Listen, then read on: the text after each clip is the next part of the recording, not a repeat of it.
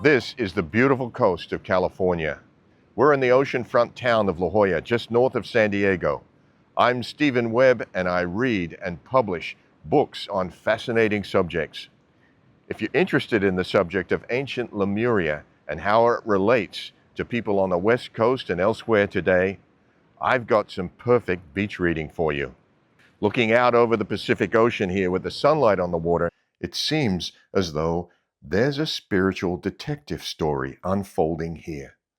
A few hundred miles off the coast of Southern California, a mystery school called the Garden of Eden existed in the eastern part of the lost continent of Lemuria.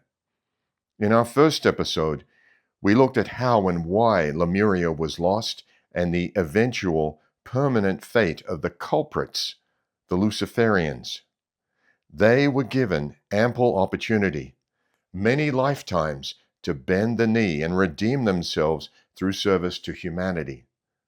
But they blew it. Their day is done. Their time is up, and they have no power. The tide has turned toward the light. In episode 1, we looked at the long delay of ages endured by the well-intended 144,000 volunteers, the rescuers from etheric Venus, who got stranded on physical Earth because of their error in discernment of spirits.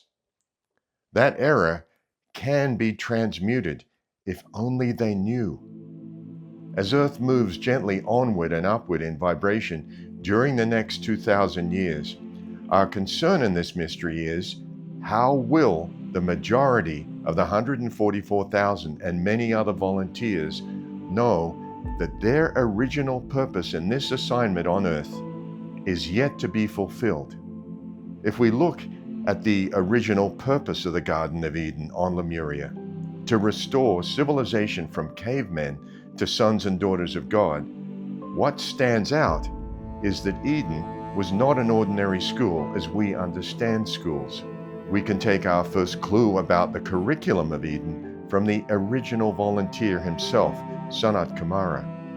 This master was willing to come alone to a darkened planet and to hold the Immaculate Concept, the vision for the restoration of its people for as long as it would take. The remarkable heroism, generosity, and long-suffering willingness of this great master moved many other masters to volunteer to accompany him to Earth. They had no idea what they would face and how long they might be here on a warlike planet targeted by Lucifer. What we see then and now in Sanat Kumara is the highest levels of love, of the formless love of God, I am that I am, personified in an individual Son of God in action.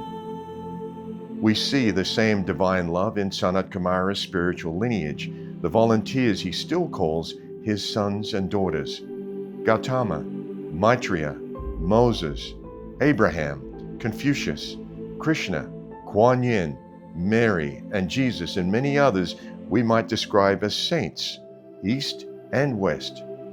This divine love, when it's in action, appears in individuals as selflessness, surrender, service, and sacrifice.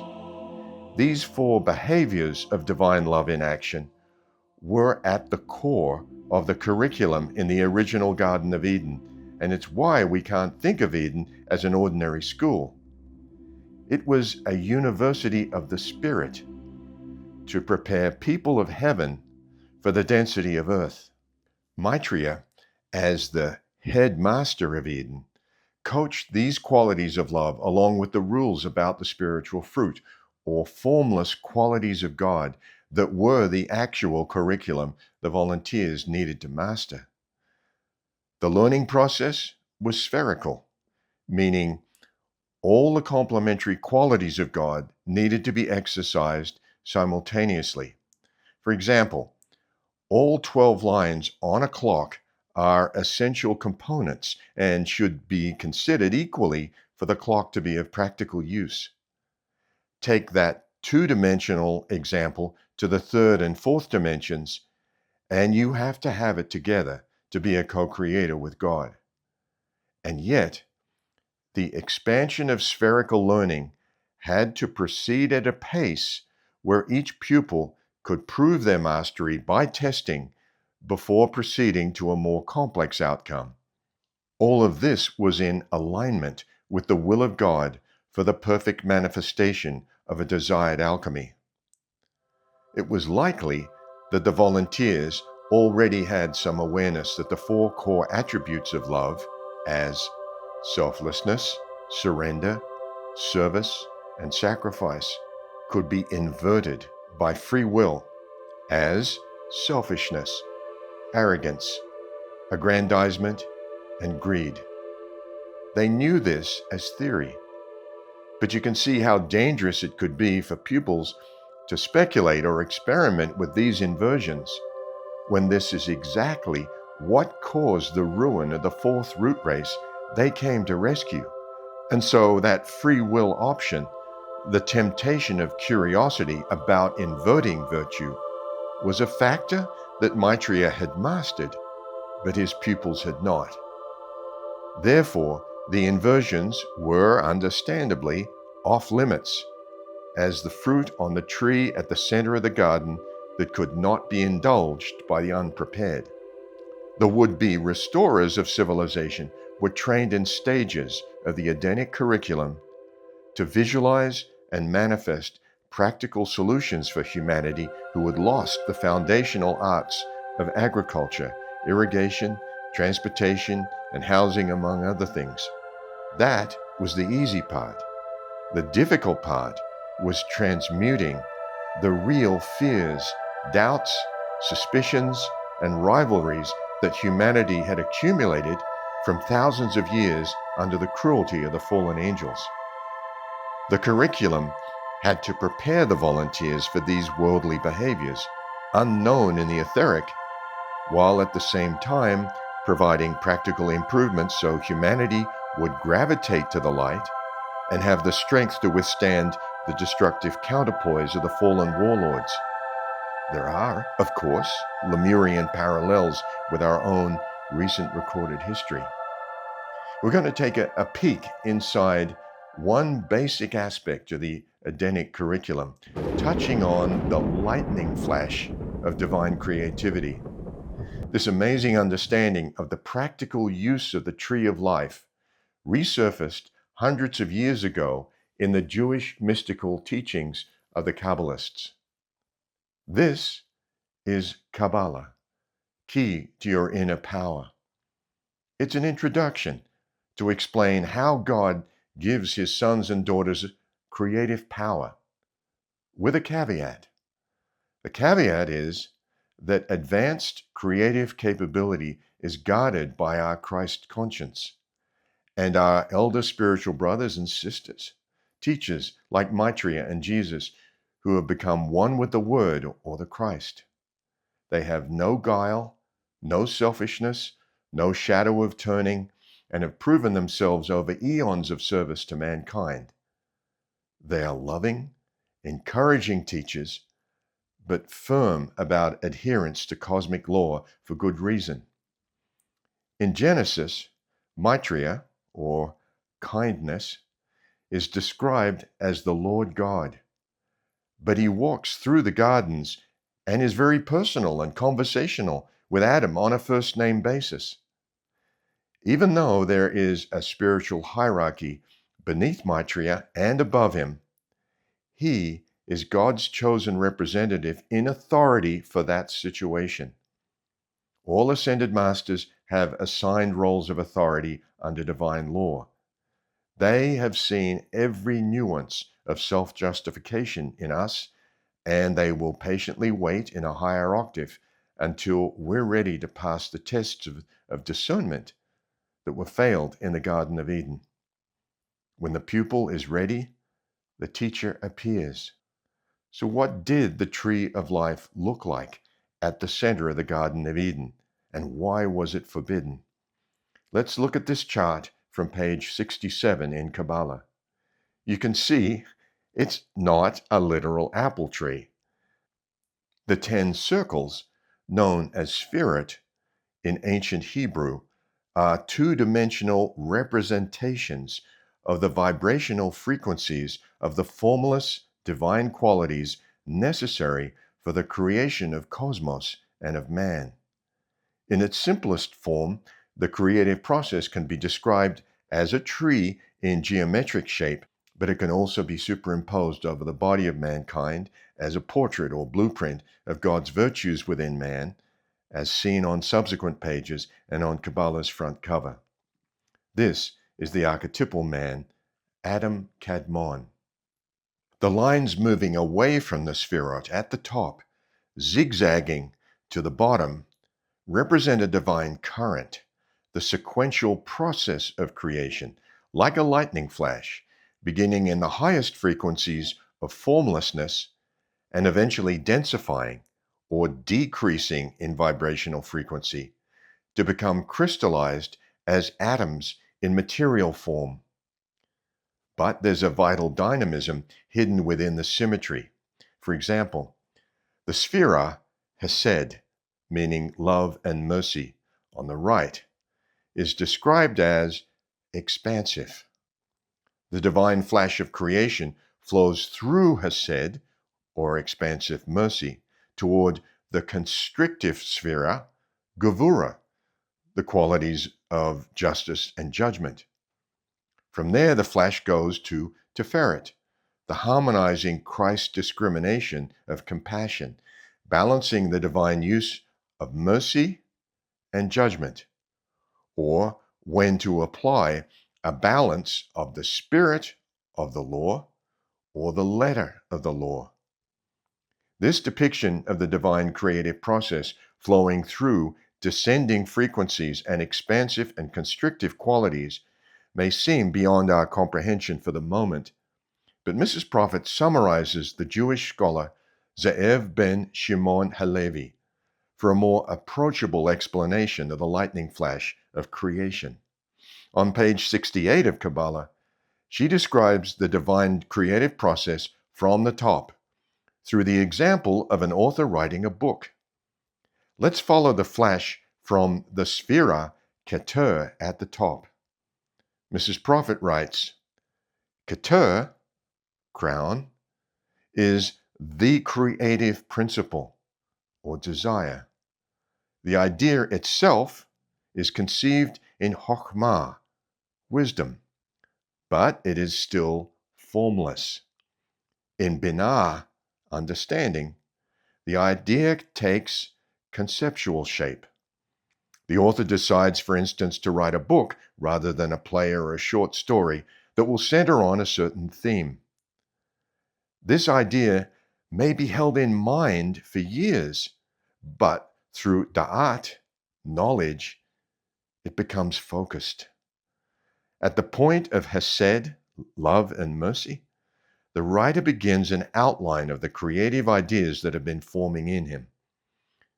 Through gevura, justice and judgment, he continually judges and assesses what to include in the book. He shapes all the creative ideas of hesed into a practical, finite concept. As the book takes form, its distinctive essence or quality, tiferet, beauty and compassion, starts to manifest. Netzah, victory, is the point where the book is written down in its entirety. Through Hod, splendor, majesty, the vital forces of the body make the pen move over the paper. Hod also focuses knowledge or language into sentences. Yesod, foundation, organizes the writing and polishes it with a personal style. Malchut, kingdom, is the physical manifestation of the book. This simple example is about the creative process for a book. Sanat Kamara's volunteers had a far more complex challenge: to tend a civilization that was not a pure blank page of God's formless energy to begin with, but one in which most of the qualities of the Sphirot in humanity were already inverted as criminal behavior or made inert by trauma. To the pure of heart and mind, humanity would have appeared as a revolting and unstable mob. And yet the volunteers were aware that the fourth root race were once candidates for the ascension. Because of their curiosity and gullibility, all of Earth's humanity were now victims, corrupted by Nephilim, the ancient Hebrew term for fallen angels, those who fell. This is why Maitreya and our elder brothers and sisters in heaven had and still have a careful, well-proven pathway, preparing us step by step for practical alchemy and to avoid errors induced by outer appearances. When serpent urged Eve to eat the forbidden fruit, to experiment with relative good and evil, Eve and the others understood in theory that evil is an individual's free will choice to invert the use of God's creative energy for unlawful, selfish purposes. Serpent bypassed her theoretical understanding by emotional manipulation of Eve's aspirations to learn about everything in the garden quickly. He used the strength of her enthusiasm against her. There was also the key matter of obedience, which Maitreya established as the guardrail against manipulation. The mystery of obedience is that the Holy Teacher's instructions, given in love, are to protect the innocent from the consequences of acting with partial knowledge or sudden emotion. The 144,000 volunteers had not completed their training at that time, and Lucifer knew it. Obedience in the student gratefully acknowledges the teacher's protective love without dispute.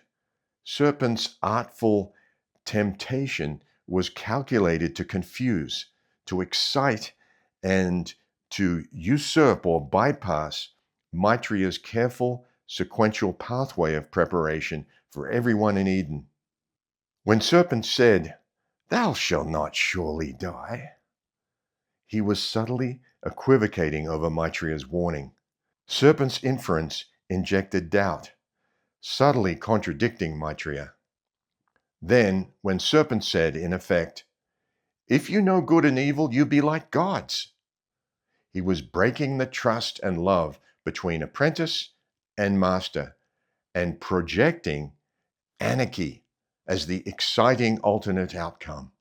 Anarchy is the Luciferian endgame, gained by a long series of apparently innocuous manipulations. The 144,000 may have heard Maitreya's warning, but through inexperience didn't register that the consequences of disobedience for those meant to be the highest example to mankind was the certain death of their karma-free innocence. With even the slightest taint of selfishness, it will be dangerous for unproven initiates carrying the karma of disobeying a Christed one to have direct access to the pure, creative, civilization-restoring energy of God. Misuse of the lightning flash of divine creativity through well-meaning, partial knowledge would have eventually led in stages to a tyrannical civilization and its eventual dissolution by cosmic law. That was exactly what Sanat Kumara volunteered to prevent. If an individual's creative process is incomplete or imbalanced by selfishness, the lightning flash will create a distorted form. It was why Lucifer and his rebels were not allowed to remain in the etheric octaves. What's not commonly known is that Serpent was not a superior of Eve. Serpent was her spiritual equal in attainment. Eve and the rest of the 144,000 were advanced, pure, and capable of rejecting Serpent's oratory, just as Gautama Buddha resisted his spiritual equal, Mara, under the Bo tree in India, and Jesus resisted Satan's 3 temptations in the Judean desert. Eve and the others had a threefold flame, Emmanuel, as we see in the lower figure in the chart. But the guile and animal magnetism of serpent induced excitement and confusion and took advantage of a momentary imbalance in those threefold flames. Once the taint of naively knowing that virtue can be inverted for personal advantage without any thought of the death of etheric innocence, the option to be disobedient and popular became widespread in Eden by word of mouth. The curriculum was preempted, and Sanat Kumara's plan could not continue when the volunteers had chosen to be liabilities. Although they had been manipulated, they chose by free will to be manipulated, rather than guided by their Christ conscience or discernment of spirits. Eve and Adam were archetypally representative of a majority of the 144,000 twin flame volunteers from etheric Venus who failed their preparation in the mystery school of the Garden of Eden and by law had to be expelled. The incomplete training for the volunteers' mission in a dangerous and corrupt environment is still incomplete to this day. The irony in this disaster was that the expulsion of a great majority of the well-intended rescuers of civilization to live and die by the sweat of the brow did leave a pathway open for the restoration of Eden in the distant future. It would be very distant. It appeared to Lucifer that his cunning and serpent's guile had succeeded beyond expectations. Earth would apparently remain under their control indefinitely.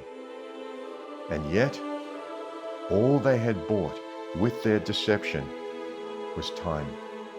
They had merely delayed their final judgment by a few tens of thousands of years.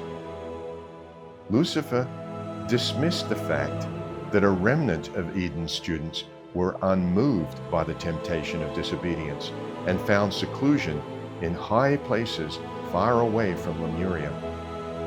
When Cataclysm destroyed the continent, these loyal few had already carried the ancient wisdom teachings to the Andes and the Himalayas, where they were eventually written down as the Vedas and other holy scriptures.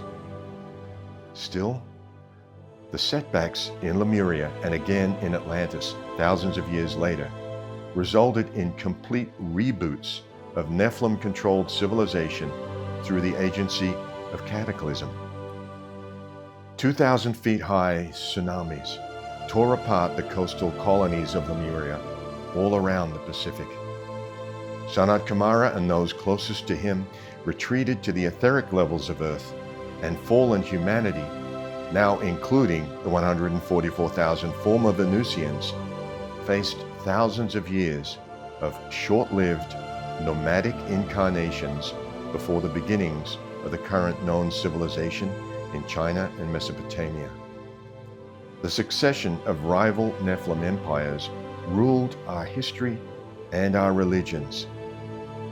Throughout the long Via Dolorosa, Maitreya communed at etheric levels with every brave, vulnerable soul who had volunteered to come from heavenly Venus to save Earth, though they may not have been consciously aware of his fatherly presence. Maitreya's comfort for each soul was the certainty of Sanat Kumara's plan. All was not lost, even as the centuries passed. Maitreya established a series of secret mystery schools, much smaller than Eden, in various times and locations during the Piscean Age. Some schools, such as the historic Camelot in post-Roman Britain and Pythagoras' Crotona in southern Italy, were destroyed by betrayers. But Maitreya's persistent inspiration from the etheric levels of Earth to devotees in the physical was remarkable. The schools that remained secret conveyed the ancient wisdom in art, poetry, ballads, sacred music, architecture, and coded writings by trusted initiates.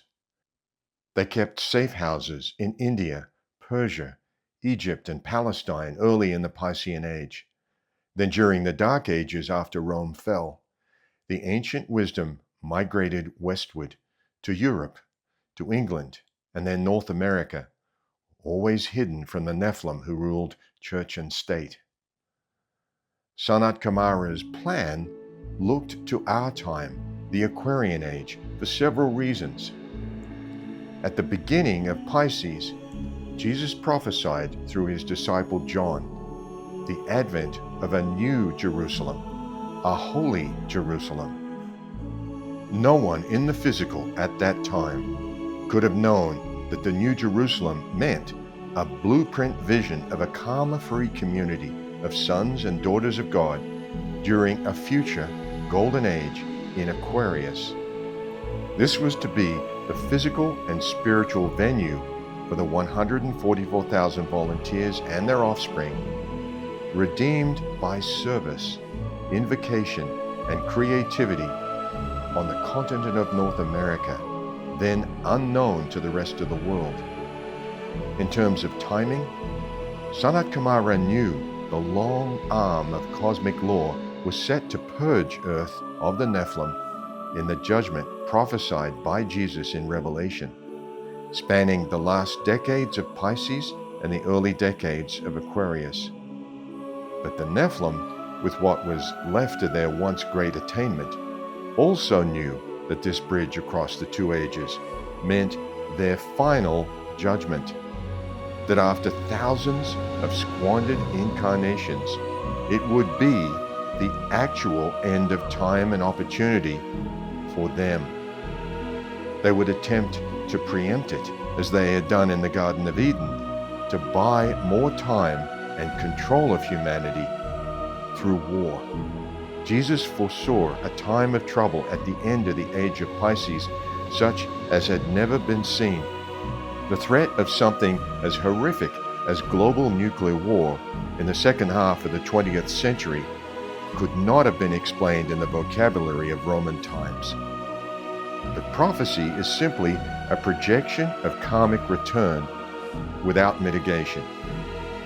Sanat Kumara's plan depended on mitigation, that civilization could be rebooted by the power of informed prayer by the few, or the alchemy of transmutation, rather than the fire of nuclear cataclysm and another dark age.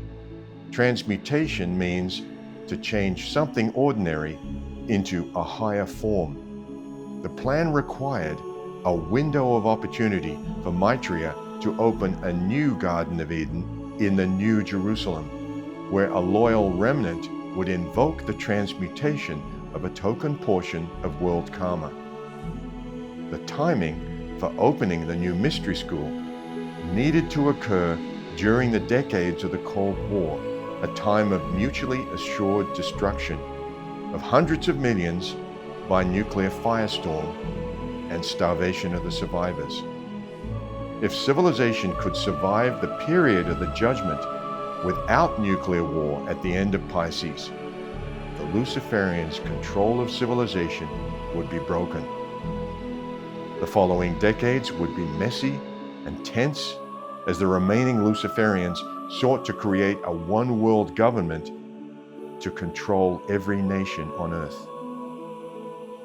With the blessing of cosmic hierarchy, Maitreya, Gautama, Jesus, and a host of heavenly beings drew a small remnant of the people of light together in the second half of the 20th century from around the world. They had been tested for discernment and loyalty in previous lives, and again in this life. Then, at the height of the Cold War, Maitreya opened the new mystery school in 1984, far from Lemuria and the old world. It was not a secret, but few noticed. Transmutation of personal and world karma by consistent daily prayer and invocation was not of interest to the evening news. The Cold War ended without global tragedy, and the decades of the judgment passed without becoming centuries of extended Nephilim tyranny. Civilization survived by grace, but most of the 144,000 volunteers and their offspring are still scattered around the world. Most have no conscious recollection of the original mission, and over thousands of incarnations are now accustomed to the world as it is. They have forgotten why they volunteered hundreds of thousands of years ago. The tree of life still stands in the etheric levels of Earth, mostly unused by us, because the lightning flash of divine creativity is for those who can be trusted to inherit all of cosmos. How would Maitreya convey the existence of the new mystery school to every son and daughter of God to whom immortality and cosmic creativity is offered? How would they know that their training is still incomplete and their mission on earth is yet to be fulfilled? Let's take a look at Maitreya's own words to his few students as he gathered them, observed their worldly propensities, and tested them in the 1970s, the years before the new mystery school could be opened. He had to be sure who he could trust with a lifetime of devotion as partners with heaven in a grace intended to quietly save civilization from itself and redeem those of the 144,000 who loved God in heaven and in his people. This is return to the mystery school, regaining the Edenic consciousness.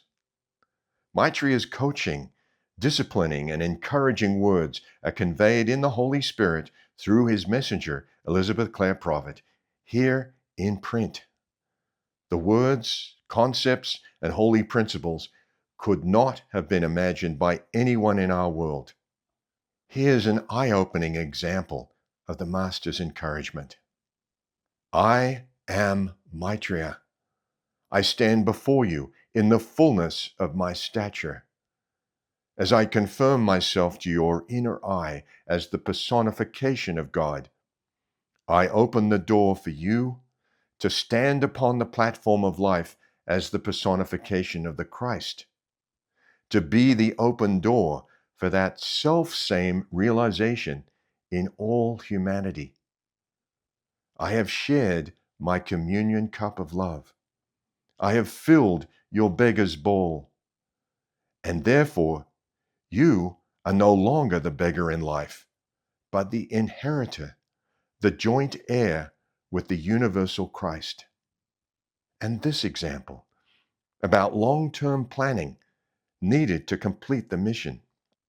If then the fallen ones, usurping the mind of Christ, plan not for decades, but for centuries, would it not be wise on the part of the avant-garde of light, of Earth's evolutions, to also plan for the centuries, to plan for the hour when those souls, as children of God, will study every word and measured beat of that which has come forth in this dispensation of this 2,000-year cycle? Beloved ones, whether it is the defense of America or of millions of souls destined to ascend from the planetary body, you must think in terms of decades, centuries, and millennia. As mentioned earlier, the Garden of Eden was no ordinary school. Due to Earth's fallen culture during the millennia since Eden, entrance into the new mystery school, known as the Inner Retreat, would be possible only by the right exercise of soul faculties. Maitreya warned his would-be students that during the course of finding their way to him, as he remained unseen, they would encounter counterfeits. He states, "These counterfeits are numerous, and so I say to you that initiation is not the mere touching of your chakras or the passing of a current of energy. It is sending you forth as though blindfolded. And it is saying, now, find your way back to me by vibration. Meditate until you feel my presence as a pulsating cosmic love wisdom, and then direct your course to me, though you see me not. And then Maitreya mentioned observing one's own motive for prayer. He said, I receive the devotions, the very distillations of a soul's offering unto the Most High God. And I was there when Cain made his offering unto the Lord, when Abel made his offering unto the Lord. And the acceptability of the offering is in the purity of the devotion. Some pray to be thought well of men. Some pray that they might receive power and use it against one another. And some pray for the very union of the soul with God, that it might be a gift upon the altar of humanity for the salvation of souls. During the years prior to the opening of Maitreya's new mystery school, the Inner Retreat, hundreds of thousands of people of light, and some of darkness, approached the Ascended Master's teachings with varying levels of interest and curiosity. Not being able to see the Master, but feeling the intensity of his presence radiating from his messenger was part of the trial by fire of the Holy Spirit. The testing by vibration was individualized for each person. Kindness was radiated to see if it was returned. At that time, Maitreya's name was not nearly as familiar to people in the West as Gautama Buddha's name or Jesus the Christ. The reason is that after the expulsion from Eden, Maitreya was hated for thousands of years by his own students and, of course, by the Nephilim. In effect, almost the whole world resented Maitreya as the archetypal authority figure. In his compassion, he understood their anger and confusion. Most of the 144,000 had found themselves in human misery, living short, violent lives in servitude to the courts and wars of the Nephilim. Their plea was, we came here as volunteers. We were the good guys, and this is what we get for trying to help? It was an understandable human response. But beneath the high spiritual office of each of the selected volunteers representing the 144,000 tones of God's love, that meant that only a small remnant of the 144,000 were ready to forgive God in the person of Maitreya and to own the reason they were living in diminished circumstances among the people they came to rescue. And yet, by 1984, the remnant formed, a nucleus out of the many inquirers who came close but were not yet ready. This is Maitreya acknowledging that the requirements for a new Eden were met by the nucleus. So magnificent thou art, O God, within these souls of light. Surrender, sacrifice, and service, so even the test of the 10 will be the fulfillment of the chelas of the will of God upon earth, whereby the nucleus is formed and a community worldwide is wrought. We can do it, and we know it, for we have measured the measure of the hearts of our chelas. We know that there is a unison, there is a consonance, there is a merging of a body of light bearers upon earth whose hearts are in harmony with our vibration, emanating from this point of light in the heart of the messengers ascended and unascended. Therefore we see that lines of force can be drawn, and when they are tested, they are taught. There is strength, there is resilience born of the fiery trial, and there is not that reserve and rigidity that marks the fallen ones or those on the lesser path of self-fulfillment. There is strength and resilience, For everyone upon the planetary body who is one in the harmony of this consonance of eternal life, there is the contact with the great white brotherhood. There is the strengthening of the bond. There is the world body. There is that mighty framework of life to which all souls of light may rise. Of all the literature you might read in this life, Return to the Mystery School offers the pleasure of the etheric company of Maitreya in his words and between his words. It's like a fireside audience with a fatherly presence of great intelligence, compassion, and understanding.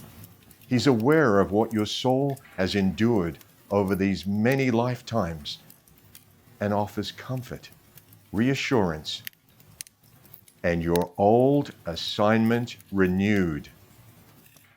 What happened when the new mystery school, the inner retreat, was announced by Jesus as a reality in our physical octave? The training and the work on behalf of civilization began again in earnest. In the original Eden, the mystery school was in the lower etheric levels of Earth, and Maitreya walked and talked with the students. In the new mystery school, the setting is in the physical, though much of the actual soul training happens in the unseen etheric. Self-observation of one's emotional, mental, and physical reactions to unexpected testing is a basic, ongoing part of the curriculum. That's why it's known as the inner retreat.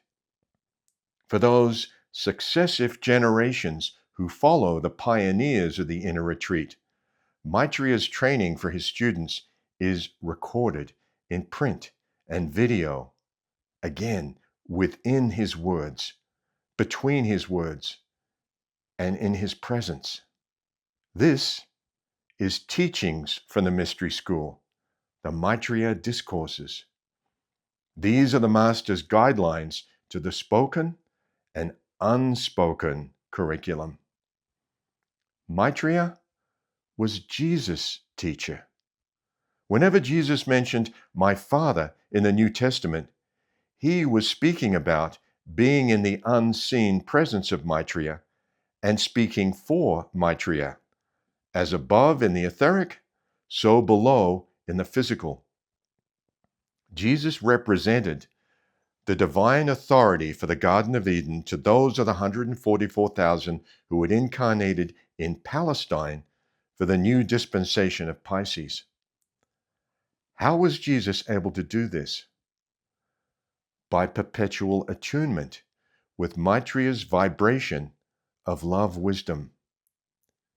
This attunement had been tested for many incarnations before Jesus' Palestinian mission. What happened to Jesus between the ages of 12 and 29 before he began his mission in Palestine?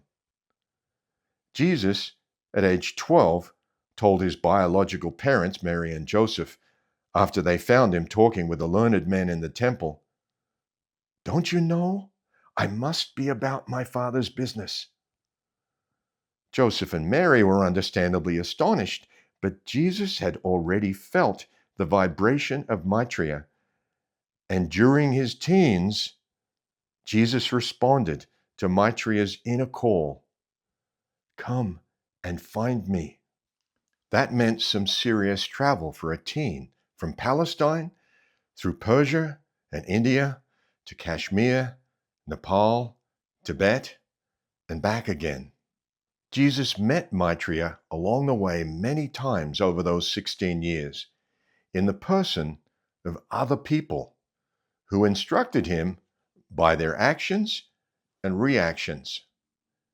Being perpetually in Maitreya's presence allowed an inner understanding to emerge from every situation as to how the Son of God comforts and guides his own.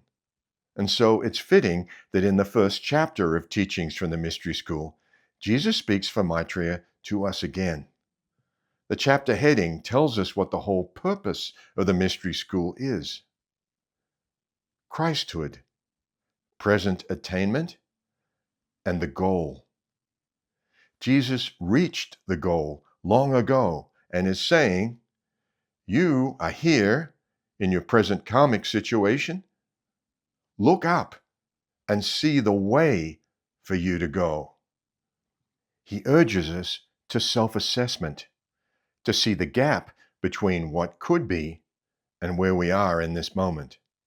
Jesus says, know then that my mission going before him, even as John the Baptist went before me, was to clear the way for the coming of this universal Christ in all sons of God upon earth. The title, Son of God, is a level of attainment, beloved, beyond that of child of God. Therefore I come in this hour to contact those who know you are sons of God, yet who also know that you are not manifesting the fullness of the attainment of the Son of God that you have at inner levels and that you have had in past golden ages. Maitreya teaches 14 mysteries in teachings from the mystery school. Every word matters. He is forthright in explaining the relationship between the teacher in the person of God and the student who arrives with many lifetimes of karmic baggage and misunderstandings from long exposure to worldly teachers.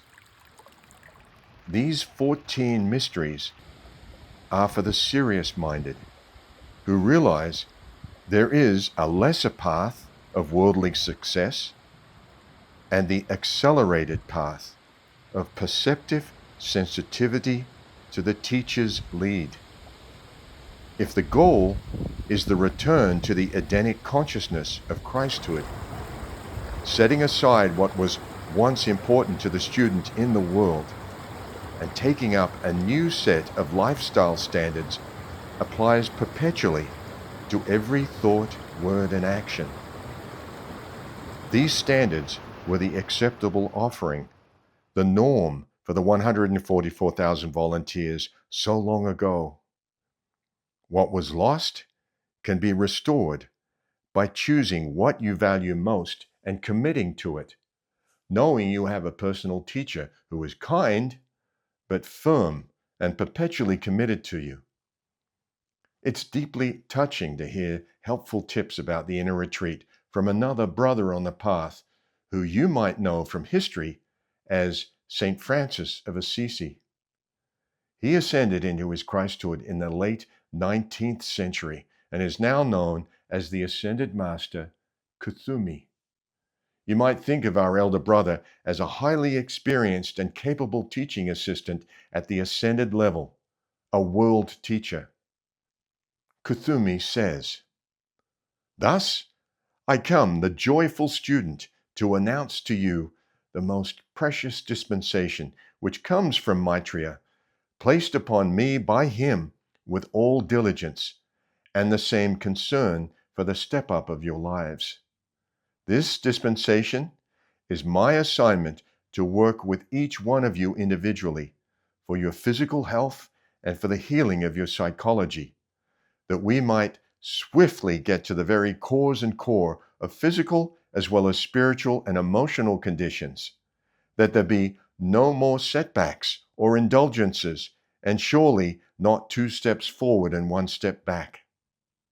Kuthumi encourages us to pray to him as an ascended master on call, ready to attend to these inner adjustments with kindness. He says, for you are so sincere, and the sweetness of thy hearts is touching to the soul in a world hardened by war and abortion. And then he addresses the alchemy of transmutation always underway at some inner level in the mystery school. He says, this is a school truly of hard knocks. This is a school where you will hear our gruff voice. Be of good cheer, for our bark is often worse than our bite, but proves most useful in eliminating those who are so easily scared away from the fount, who seek favoritism and praise when in fact they should recognize the love of the gruff voice and know that that which is offended is the ego self, the prideful self. How then does a student in the mystery school, whether physically at the inner retreat or upholding the inner attunement to Maitreya anywhere in the world, replicate the standards of heaven as Jesus did with Maitreya? The answer is in meditating on the same concept that brought Sanat Kumara and the volunteers to earth in the first place. In Eastern tradition, the concept is known as the Bodhisattva. A Bodhisattva takes a thoughtfully considered vow to set all life free from oppression, to be your brother's keeper, and to stay with Earth's evolutions until all are ascended. This is the same as Sanat Kumara's original plan and vision for Earth, to become an etheric planet again, as it once was. The attitude that a Bodhisattva takes in the daily approach to the plan is what Maitreya describes as fearless compassion. Cultivating this outlook takes meditation and practice, and is the reason the mystery school is a place set aside and protected by God for this purpose.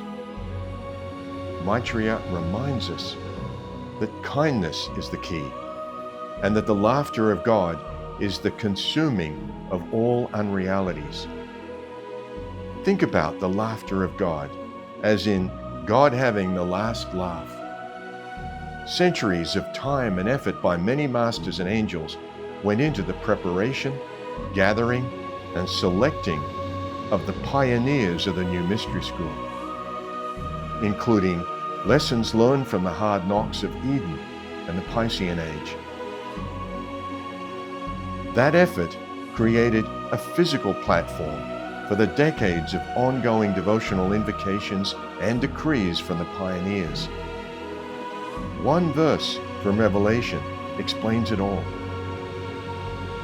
And they overcame him by the blood of the Lamb and by the word of their testimony, and they loved not their lives unto the death. The him they're overcoming is the Luciferian takeover of earth.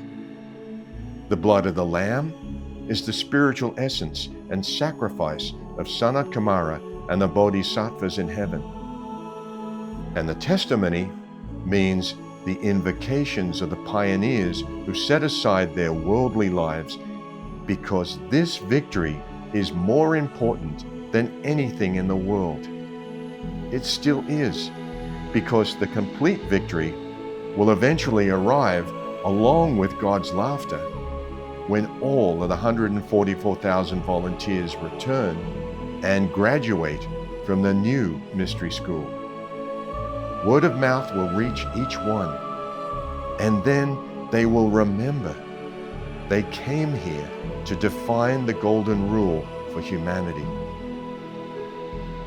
When you read teachings from the mystery school, consider finding others of like mind and dedication in your area to talk about it. Layers of new understanding unfold with each rereading, and without even realizing it at first, you may find yourself already a student of Maitreya, wherever you are, by your love of God and your willingness to make those changes that please God.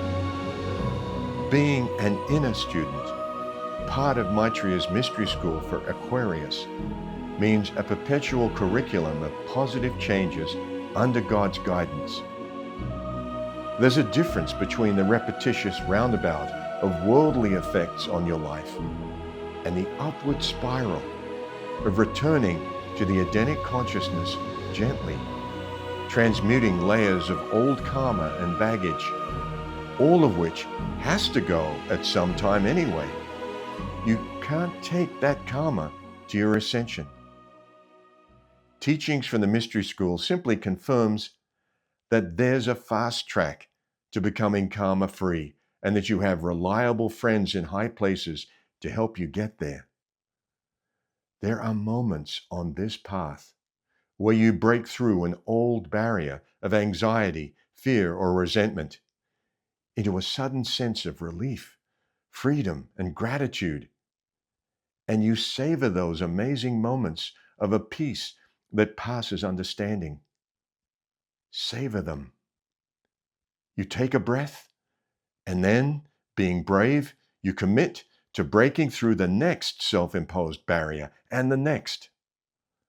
Others have reached the goal of Christhood before you. You can do it too. You can find the books we looked at: Kabbalah, Return to the Mystery School, and Teachings from the Mystery School at summitlighthouse.org/store/books. Please join us next for episode 3 of Light Over Lemuria, where we explore another mystery, the voluminous evidence that Jesus has lots to teach us at the beginning of Aquarius. You can also visit Jesus' retreat in the etheric over Arabia at night while your physical body sleeps.